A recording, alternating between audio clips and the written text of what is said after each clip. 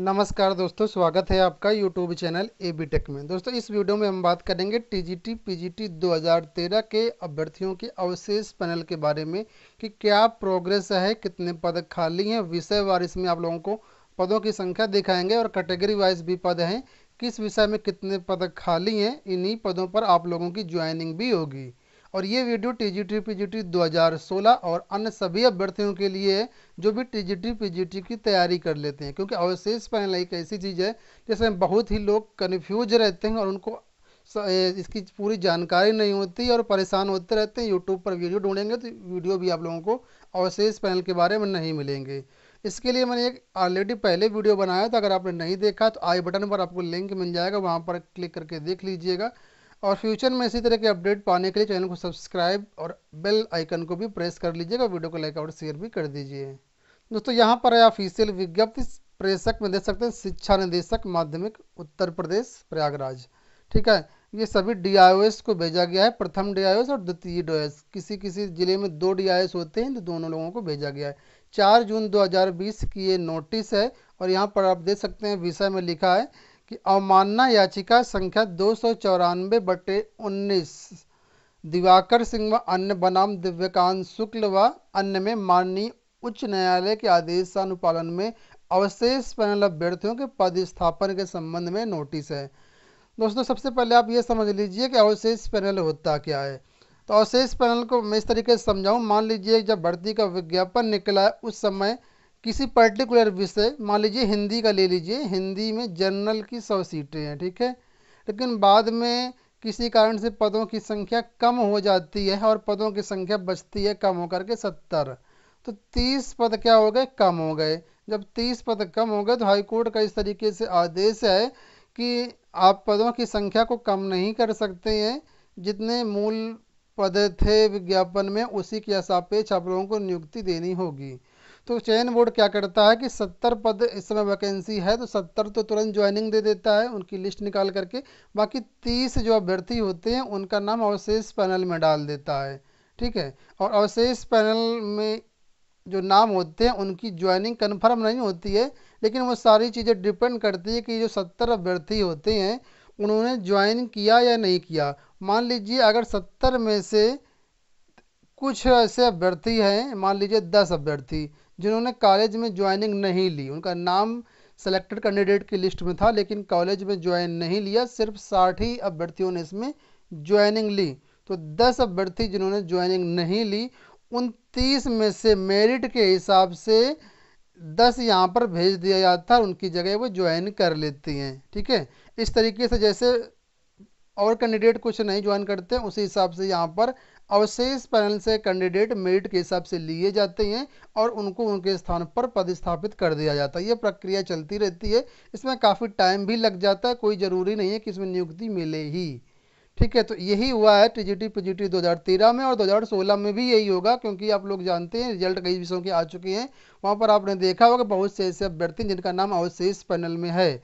तो आप लोग इसको चीज़ को समझ लीजिए कि आपके लोगों की ज्वाइनिंग होगी या कब तक होगी वो चीज़ें। तो आपको बता दूं कि यहाँ पर टीजीटी पीजीटी में ऐसा ही कुछ हुआ था, तो ये नोटिस जारी की गई है और यहाँ पर ये कहा गया है कि आप अपने अपने ज़िलों में देख लीजिए कितने शिक्षक ने ज्वाइनिंग नहीं ली। हालांकि सारी जानकारी पहले ही जो डीआईएस होते हैं चयन बोर्ड के पास, शिक्षा निदेशालय के पास भेज देते हैं कि इतने इतने लोगों ने ज्वाइनिंग नहीं ली। तो इसमें पूरी लिस्ट दी गई नीचे, यहाँ पर आप देख पा रहे हो कैटेगरी वाइज विषय वाइज पूरी लिस्ट है, मैं अभी आपको दिखा दूंगा। इसके अलावा ये लिस्ट आपको हमारे टेलीग्राम चैनल पर भी मिल जाएगी, वहाँ से आप लोग इसको बारीकी से देख सकते हैं। तो वही यहाँ पर 4 पॉइंट पर जानकारी मांगी गई है डीआईओएस के द्वारा। अब कौन कौन से पॉइंट है तो देखिए।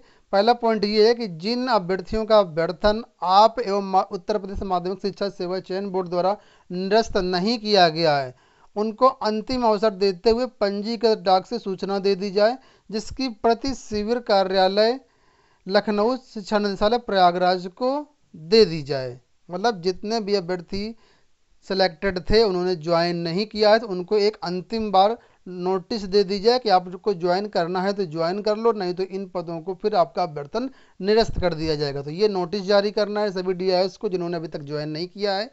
सेकंड पॉइंट ये कहा गया है कि इस आशय का प्रमाण पत्र निदेशालय को उपलब्ध कराया जाए कि सूची में अंकित पद या संस्था में भर्ती के संबंध में किसी प्रकार का वाद विवाद न्यायालय में विचाराधीन नहीं है। मतलब ये जो पद हैं जिन्होंने ज्वाइन नहीं किया है अभी तक, ये बिल्कुल फ्रेश पद है, इनमें किसी भी तरह का कोई भी विवाद नहीं है।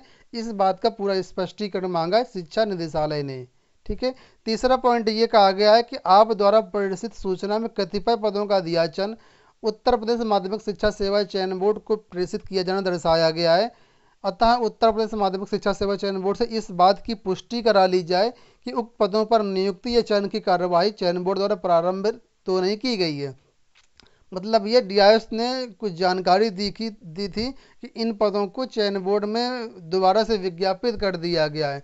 तो वही यहाँ पर शिक्षा निदेशालय ने कहा है आप ये डीआईएस वहाँ से चयन बोर्ड से कंफर्म करा लीजिए कि ये जो इस स्कूल में पद हैं क्या इसमें चयन की कार्रवाई ऑलरेडी गतिमान है, इनका अध्याचन निकल तो नहीं गया। अगर अध्याचन निकल गया है तब तो वो पद नई भर्ती के थ्रू आएंगे, जैसे 2016 में हो सकता है भर्ती आया, 2020 में पद आए। तो वही यहाँ बोला गया कंफर्म करा लीजिए आप लोग चयन बोर्ड से, अगर पूरी तरीके से फ्रेश पद हैं तभी उन पदों पर अवशेष पाने वाले अभ्यर्थियों का चयन होगा। अगर अध्याचन उन पर निकल गया है अध्याचन और भर्ती प्रक्रिया गतिमान है तो फिर उन पदों पर अवशेष पाने वाले अभ्यर्थियों को नहीं नियुक्त किया जाएगा।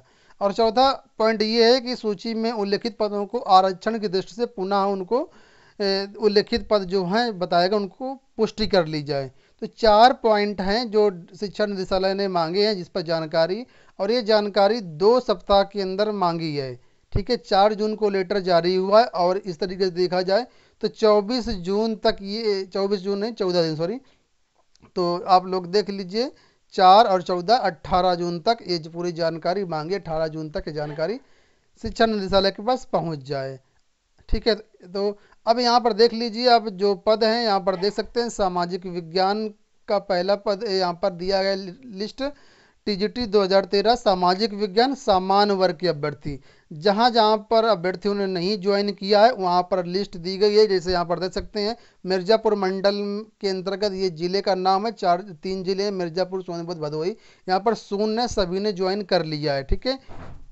प्रयागराज की बात करें, प्रयागराज में सभी ने ज्वाइन कर लिया, फतेहपुर में सभी ने ज्वाइन किया, लेकिन प्रतापगढ़ में श्री शैलेश कुमार पांडे हैं, ये सामाजिक मतलब सामान्य जाति के थे और इन्होंने देखो लिखा है कार्यभार ग्रहण नहीं किया, पद रिक्त है। तो ये जो पद रिक्त है इसी पर आप लोगों की ज्वाइनिंग होगी। इस तरीके से यहाँ पर सामान्य वर्ग की लिस्ट है, नीचे आएंगे तो यहाँ पर आपको ओबीसी कैटेगरी की लिस्ट मिल जाएगी।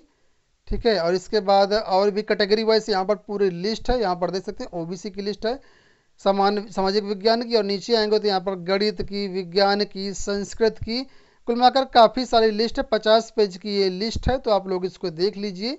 हमारे टेलीग्राम चैनल पर अवेलेबल है, डिस्क्रिप्शन बॉक्स में टेलीग्राम चैनल का लिंक है। अगर आप टेलीग्राम चैनल यूज करते हैं तो आप लोग सर्च करिएगा एबी टेक, वहाँ पर हमारे चैनल के लोगों से आप लोग जान जाएँ कि हमारा चैनल है, तो वहाँ से आप सारी जानकारी लेकर के इसको चेक कर लीजिएगा। रही बात ज्वाइनिंग की, कब तक होगी आप लोगों की ज्वाइनिंग, तो 18 तारीख तक तो ये जानकारी मांगी गई है। उसके बाद जो पद बचेंगे रिक्त, ठीक है, उसके बाद फिर आगे की प्रक्रिया गतिमान होगी। तो अगर सब कुछ ठीक ठाक रहा तो अगस्त तक आप लोगों की ज्वाइनिंग हो सकती है, क्योंकि आप लोग जानते हैं ये उत्तर प्रदेश है, एक बार में जो भी जानकारी मांगी जाती है अधिकारी देते नहीं है, दोबारा से लिस्ट फिर से जारी होगी। तो इस तरीके से अभी टाइम लग जाएगा, अगस्त के पहले तो आई थिंक ज्वाइनिंग नहीं हो पाएगी। तो ये हो गई दोस्तों लेटेस्ट अपडेट। टीजीटी पीजीटी या अन्य से कोई शिक्षक भर्ती की लेटेस्ट अपडेट पाने के लिए हमारे चैनल को सब्सक्राइब कर लीजिएगा, वीडियो को लाइक और शेयर कर दीजिएगा। धन्यवाद।